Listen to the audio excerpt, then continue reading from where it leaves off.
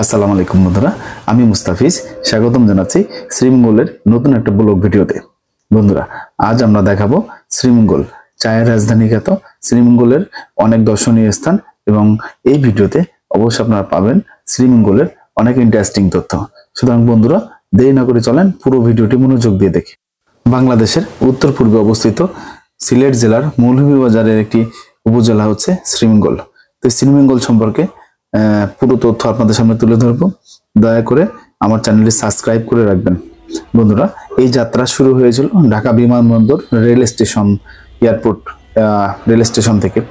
বন্ধুরা, শ্রীমঙ্গল যাওয়ার জন্য বাস বা ট্রেন যোগে আপনারা দেশের যে কোনো জায়গা থেকে শ্রীমঙ্গল যেতে পারেন। তো আমরা ট্রেনে করে শ্রীমঙ্গল গিয়েছিলাম। যথারীতি রাত্রেবেলা আমাদের ট্রেন ছিল দ্রুতযান, উপবন বেশ কয়েকটি ট্রেন যায়। সিলেটগামী ট্রেনগুলোতে আপনারা চাইলে শ্রীমঙ্গল যেতে পারবেন। শ্রীমঙ্গলের যে কোনো ট্রেন না থাকাতে সিলেটে যে ট্রেনগুলো যায় সেই ট্রেনে করে আপনারা নর্মালি শ্রীমঙ্গল যেতে পারবেন।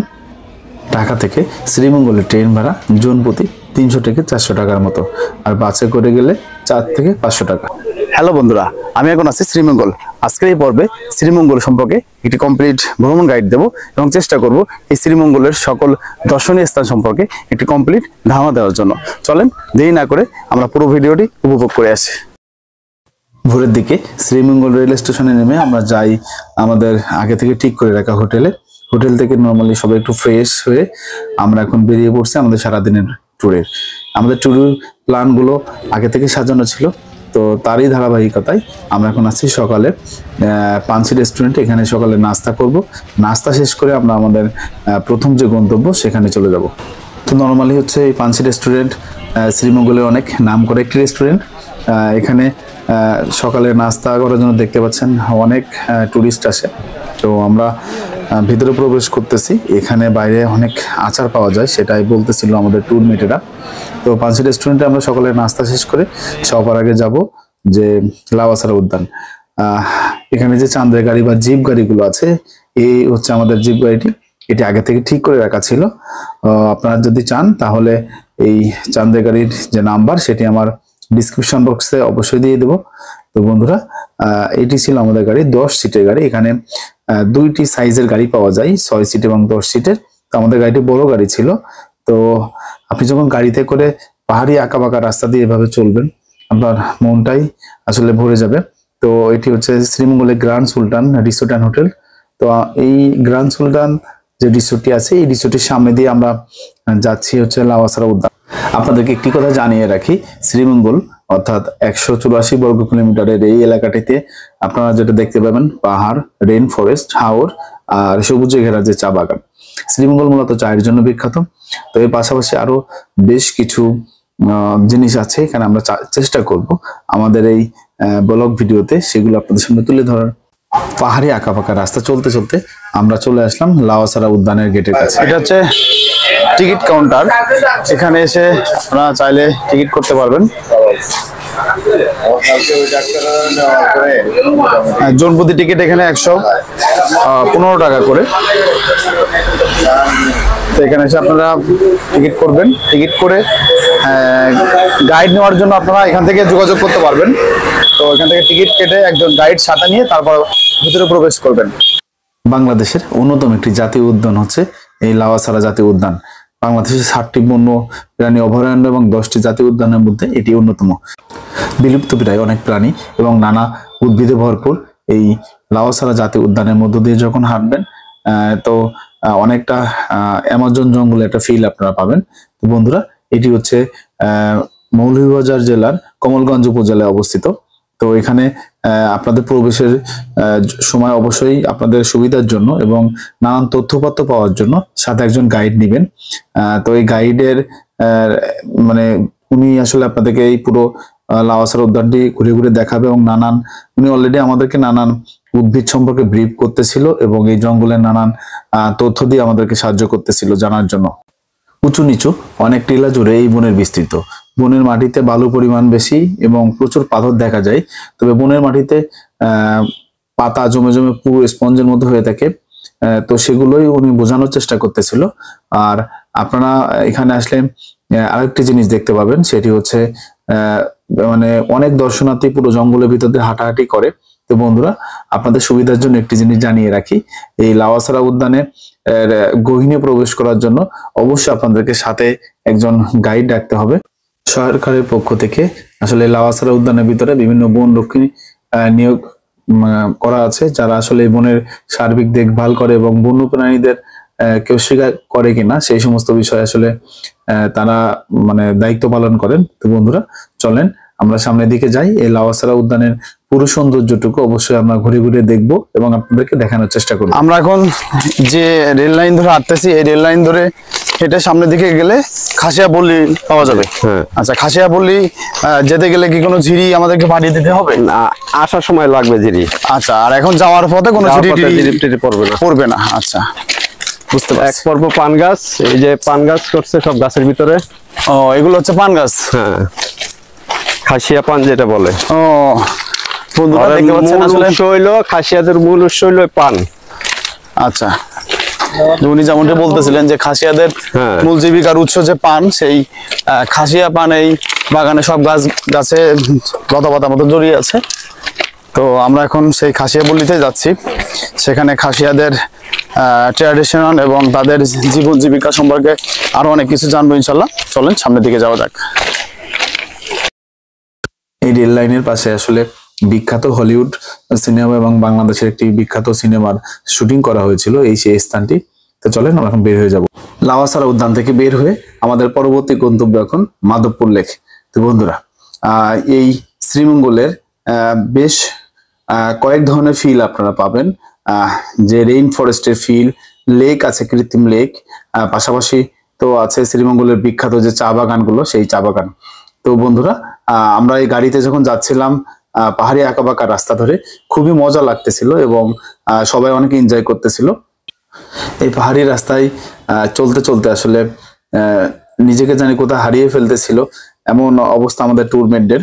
বন্ধুরা, এখন যে স্পটটিতে আমরা যাচ্ছি, এটি আসলে শ্রীমঙ্গলের ঠিক উত্তর পূর্ব কোণে অবস্থিত, মৌলভীবাজার উপজেলার কমলগঞ্জ যে জায়গাটিতে, সেখানে মাধবপুর ইউনিয়নের একটি কৃত্রিম হ্রদ।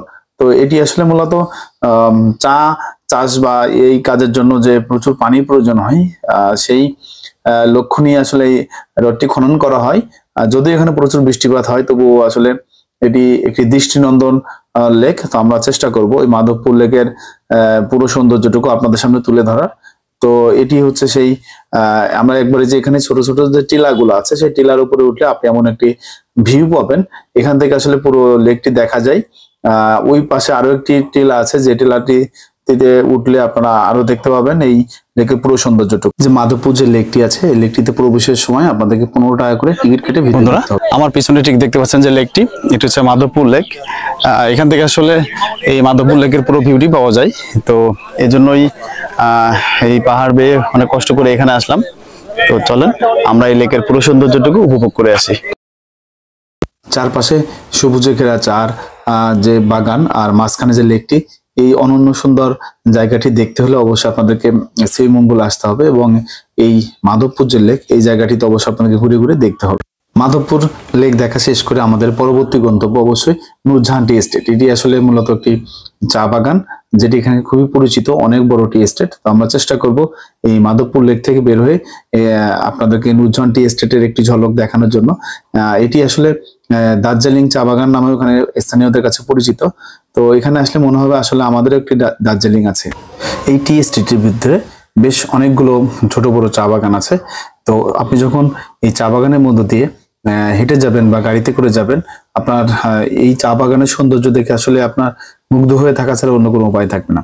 তো বন্ধুরা, এই যে রাস্তাগুলোর কথা বলতেছিলাম, এই চা বাগানের মধ্য দিয়ে এরকমের বেশ অনেকগুলো রাস্তা রয়েছে। তো আমরা এখন এই রাস্তা দিয়ে বের হব।